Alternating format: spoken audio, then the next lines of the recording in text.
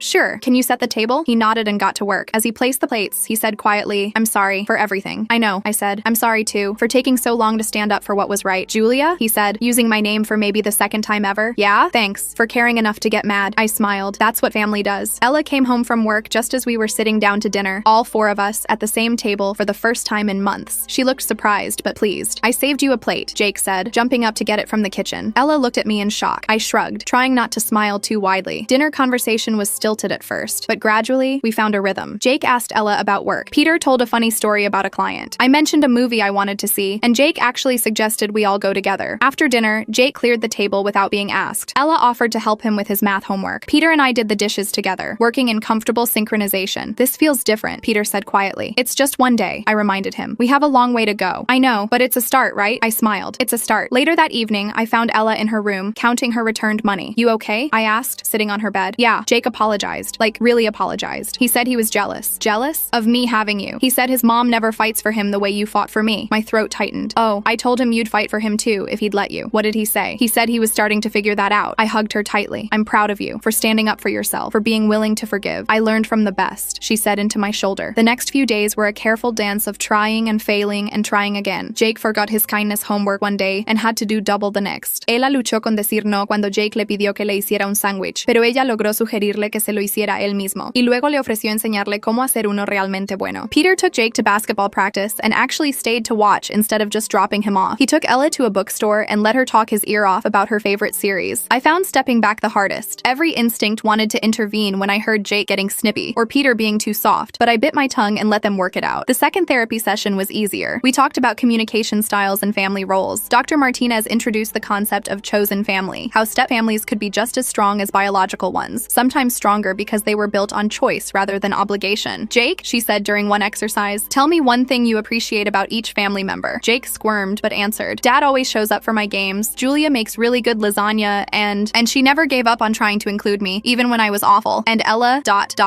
He paused, looking at his stepsister. Ella never told Dad about the worst stuff I said to her. She protected me even when I didn't deserve it. Ella wiped her eyes. You're my brother. That's what siblings do. I haven't been a very good brother, Jake admitted. So be better, Ella said simply. Starting now. 3 weeks into therapy, we had our first major test. Jake's mother called. Her yearly check-in, Peter called it bitterly. Jake was excited, telling her about school, basketball, everything except the family therapy and the recent drama. When she promised to visit soon, his whole face lit up. She never showed. Jake waited by the window all Saturday. By evening, he was in tears. Not angry tears, heartbroken ones, the kind that made him look like the lost little boy he really was under all that attitude. Peter held him while he sobbed. Ella made his favorite cookies, and I did what I'd always done. I showed up. I sat with them in the living room, not saying anything, just being present. Why doesn't she want me? Jake asked through his tears. I don't know, buddy, Peter said honestly, but it's not about you. It's about her and her own issues. We want you, Ella said quietly. All of us. Jake looked at me uncertainly. I nodded. Every difficult, stubborn, occasionally sweet inch of you. He almost smiled. I'm not sweet. You helped Mrs. Chen with her groceries yesterday, I pointed out. That was sweet. You saw that? I see more than you think. That night, Jake ate dinner with us without being asked. He even laughed at one of Peter's terrible dad jokes. It wasn't perfect. We weren't perfect, but we were trying. The next therapy session, Dr. Martinez smiled when she saw us. You all look different, lighter. We had a rough weekend, Peter explained about Jake's mother, but we got through it together, Jake added quietly. That's what families do, Dr. Martinez said. They show up for each other. We spent that session talking about reliability and trust, how it was built slowly and destroyed quickly, how Jake's mother's absence had taught him not to trust women, not to believe they'd stay, how that had poisoned his relationship with me and Ella from the start. But they stayed, Jake said suddenly. Even when I was horrible, they stayed. How does that feel? Dr. Martinez asked. Scary, he admitted, but also good. We were given new homework. This time we had to plan a family activity together, something everyone would enjoy. The catch? Jake and Ella had to plan it together. I watched them at the kitchen table that evening, heads bent over Ella's laptop, debating options. They settled on a basketball game. The local team Ella had started following was playing that weekend. But you have to teach me about the players, Ella negotiated, so I know who to cheer for. Deal, Jake agreed, but you have to wear the team colors. Deal. The game was loud and chaotic and perfect. Jake explained plays to Ella with patience I didn't know he possessed. Ella cheered enthusiastically, making Jake laugh with her creative trash talk. Peter bought everyone overpriced nachos and sodas. I took pictures, capturing moments I'd thought we'd never have. When the home team won, Jake high-fived Ella so hard she yelped. Then he caught himself and apologized, but she just laughed and hit him back just as hard. That's my brother, she told the confused woman next to us. He's teaching me about basketball. Jake's ears turned red, but he smiled. The ride home from the game was different than any car ride we'd had as a family. Jake and Ella were actually talking, debating whether the referee made the right call in the third quarter. Peter kept glancing in the rearview mirror with this expression I hadn't seen in years. Hope. When we got home, Jake headed straight for the kitchen and started making himself a sandwich. Then he paused and looked at Ella. Want one? She blinked in surprise. Sure, thanks. I watched from the doorway as he carefully made 2 sandwiches, even remembering that Ella didn't like mustard. It was such a small thing, but it felt monumental. The next few weeks continued with baby steps forward and occasional stumbles back. Jake started doing his homework at the kitchen table instead of hiding in his room. Ella aprendió a decir no cuando estaba demasiado cansada para ayudar. Peter and I presented a united front when making decisions. Dr. Martinez called it relearning how to be a family. Then came the day everything almost fell apart again. It was a Tuesday afternoon. I'd gotten home early from work and was sorting mail when I heard shouting from upstairs. Jake's voice, high and angry, followed by a crash. I took the stairs 2 at a time and found Jake in his room, his face red and twisted with rage. His laptop was on the floor. The screen cracked. Ella stood in the doorway looking shaken. What happened? I asked. Jake pointed at Ella with a shaking finger. She told Dad I was failing math. She promised she wouldn't tell. Ella's eyes filled with tears. I didn't mean to. He asked how tutoring was going and it just came out. You're such a snitch, Jake yelled. I trusted you. Peter appeared behind me, having heard the commotion from his home office. What's going on? Your son is failing math and has been lying about it, I said, piecing things together, and apparently convinced Ella to cover for him. Peter's face darkened. Jake, is this true? Jake's anger crumbled into something closer to panic. I was going to fix it. I just needed more time. How long have you been failing? Peter asked. Jake looked at the floor. Since the beginning of the semester. 3 months? Peter's voice rose. You've been lying for 3 months? I didn't want to disappoint you, Jake burst out. You already think I'm a screw-up because of the incident with the money. I don't think you're a screw-up, Peter said, his voice softening. But lying makes everything worse. You know that. Jake slumped onto his bed. My teacher says I need a C on the final or I'll have to repeat the class. When's the final? I asked. Next week. Ella stepped forward hesitantly. I can help. I mean, if you want. I aced that class last year. Jake looked up at her, his expression unreadable. Why would you help me? I just screamed at you. Because that's what family does, Ella said simply. Even when they're mad at each other. Something shifted in Jake's face. He nodded slowly. Okay, yeah, please. The next week was intense. Ella and Jake spent hours at the kitchen table, going over equations and practice problems. Peter and I took turns bringing them snacks and encouragement. Even when Jake got frustrated and snapped at Ella, she stayed patient. You're not stupid. I heard her tell him one evening. You just learn differently. Here, let me show you another way. The night before the final, Jake was a nervous wreck. He couldn't eat dinner, just pushed food around his plate. What if I fail anyway? He asked quietly. What if all this work was for nothing? Then we'll figure it out together, Peter said firmly. But you're not going to fail. You've worked too hard. Ella's been working hard too, Jake said, glancing at his stepsister. I haven't even thanked her. You just did, Ella smiled. The day of the test, I drove Jake to school early. He sat in the passenger seat, frantically reviewing his notes. Jake, I said gently, you've got this. He looked at me, really looked at me, for maybe the first time. Thanks, Julia, for everything. Always, I said, meaning it. That afternoon, we all waited anxiously for Jake to come home. When he walked through the door, his face was unreadable. Well, Peter asked. Jake held up his test paper. B-.